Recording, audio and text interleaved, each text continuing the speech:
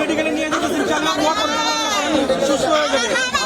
ঢাকা মেডিকেলে নিয়ে যেতে আপনি কাঁদবেন না, ইনশাআল্লাহ দোয়া করেন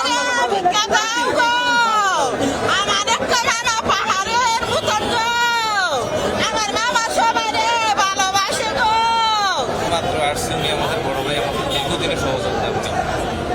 আমরা সেন্ট্রাল ছাত্রদল করি, উনি স্বেচ্ছাসেবক দল মহানগরের সেক্রেটারি ছিল আমাদের বড় ভাই।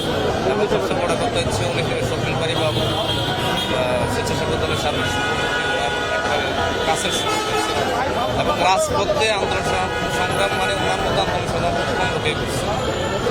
পুরানটার সময় উনি যখন স্বেচ্ছাসেবকের মহানগরের সেক্রেটারি, উনি 2 বার জেলে থাকি সেক্রেটারি হয়েছে।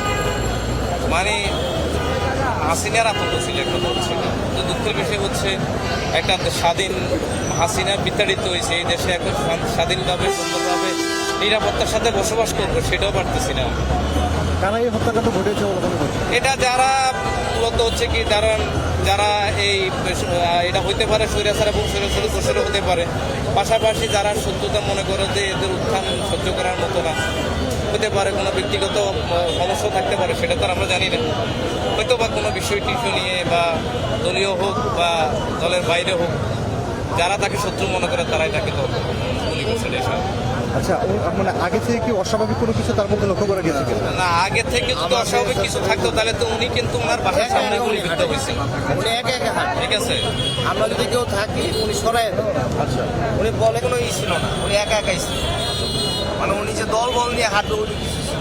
যদি সমস্যা থাকলে না হতো দল বল একা একা হাঁটে, মানে সে কি তার সমস্যা নেই? এটা স্বাধীন দেশ, স্বৈরাচার শেখ হাসিনা নাই।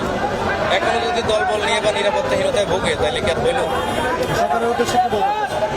সবার উদ্দেশ্যে বলবো যে আসলে ধরেন সামনে নির্বাচনকে কেন্দ্র করে দেশকে মানে অরাজকতা বা একটা অস্থিতিশীল পরিস্থিতি সৃষ্টি করার জন্য এরকম হতে পারে, অথবা একটা মেসেজ দিতে চাচ্ছে যে দেশ নির্বাচনের কোনো পরিবেশটা এরকম কোনো কিছু হতে পারে। এখন বুঝতেছি না আসলে কোথায় থেকে কি হচ্ছে। এখন আমরা আইন শৃঙ্খলা বাহিনীকে বলবো যে দ্রুত ওই যে আইন শৃঙ্খলা বাহিনীকে বলবো যে বিশেষ করে 5 তারিখের আগে যে ধরনের যে সকল আপনার হাতিয়ার বলেন বা যে অস্ত্রশস্ত্রগুলো আছে এগুলো তো এখনো ওনারা উদ্ধার করতে পারে নাই। এখন এটা হয়তো কোনো এক গোষ্ঠী সাম্রাজ্য করার জন্য তো হয়তো ব্যবহার করতে পারে। এখন আমরা আমাদেরকে বলবো যে অতি দ্রুত আপনারা অভিযান পরিচালনার মধ্য দিয়ে এই অস্ত্রগুলো উদ্ধার করবেন।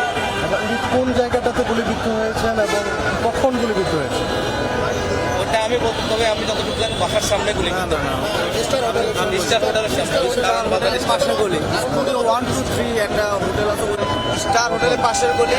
আপনার আসমানুল্লাহ পলিটেকনিক ইউনিভার্সিটি সামনে এটা আমরা জানি।